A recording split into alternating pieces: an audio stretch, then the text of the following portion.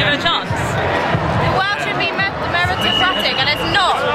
Yeah, we don't appreciate the class divide. We don't think education should be elitist. We have to pay to be smart. Yeah. And it's pretty rich coming from Cameron, who didn't pay for his education. Why should we pay for ours? Nick Clegg said he wasn't going to like make things better, and yet it is. So the whole thing is just a piss take.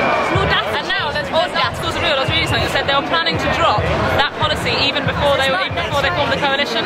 During the election campaign, they organised a secret committee to work on what policies they would change if there was a coalition. And straight away they were like, oh no, we won't bother about the university fees because it's not worth it. It's such a letdown. I agree that cuts need to be made, but it's the way in which they're making them, isn't it? I mean, education be the first priority to keep it.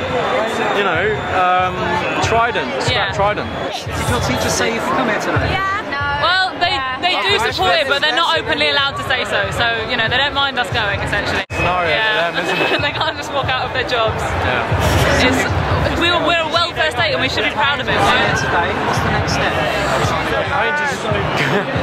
going to try and leave for a start. That'd be nice. But I don't know, taking part in the movements that there are, signing petitions, going on the protests, trying to organise stuff within our schools. It's important that the student movement takes notice of this thing. We have a very powerful voice and we should use it. Just carry on. Don't give up. So I know you do a lot of work on Palestine and Iraq and Afghanistan and in international causes. How come to get involved in the Cuts campaign as well? Well, because I'm a British citizen, and ultimately I don't want to see the divide between the rich and the poor get even larger. I think that really it's in none of our interests for the wealth divide to grow even more. And that's what's going to happen. You know, I think this is a monopolization of higher education by the richest in society. I think that hasn't really happened with generations before. You know, the youth don't generally get involved with stuff like foreign policy, but I think this is really a window for them to step through and get involved in stuff like foreign policy and, you know, lead on to other things. I think ultimately the youth of this country are speaking loud and clear. They don't want to pay $9 grand a year to go to university.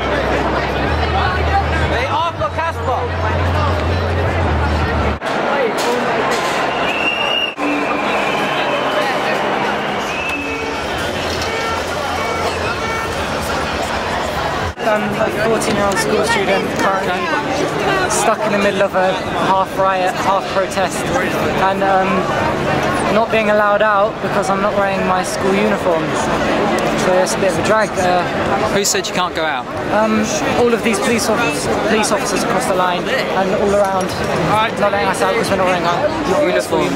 I'm 14 years old, they're not even letting me out. They say you need to be wearing your uniform so we can get out and go home. Even though we're only wearing a couple layers, and I mean everyone's wearing a couple layers, but the thing is, we're younger than everyone, we don't have as stronger bodies as everyone.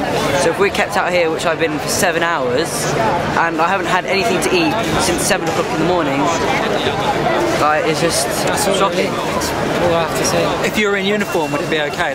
Yeah, it'd be fine. They'd let us walk we would have been allowed. I've got a student ID proving my age and from the school and my Oyster card saying 11 to 15, but these little people in offices making all the decisions who don't know because they've never got out their fucking offices and they're just staying in there and being selfish.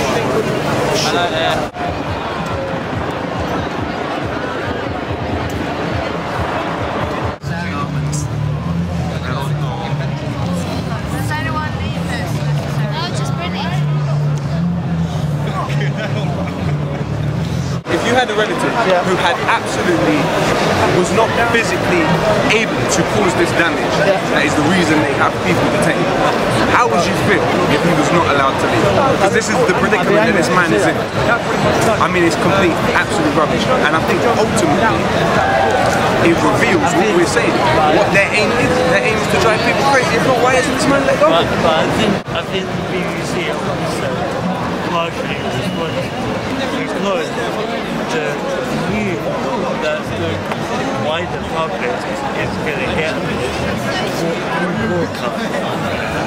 Now, whatever you were telling me now, I've seen news of protesting and it will say, oh look at the people smashing windows, smashing up especially considering the fact that in that parliament is populated by MPs who got their degrees for free. That's what we're talking about. Who got their degrees for free. And you're talking about these kids out here are going to have to pay $9 grand a year for their degrees. To be honest, I think this is tame reaction. It's a very, very tame reaction considering the police, we've seen them take physical, violent action against secondary school kids. And as we've made clear, locking in a disabled person, one disabled person, God knows how many other people. I've seen blind people here, I've seen lots of people. Yeah, there's a guy that's blind. I'm not spewing it. I'll tell you, and the BBC will play a vital part in exactly how they did with the Millbank protests as well, in making it seem like these people are irrational, violent hooligans. The real irrational people sitting there and are protected by them. Those are the irrational. That's what you're supposed to be covering, that's what you're supposed to be showing. Instead, you're choosing to show bitty. I don't put the piece together, I just film what happens. This is what's happening. Oh my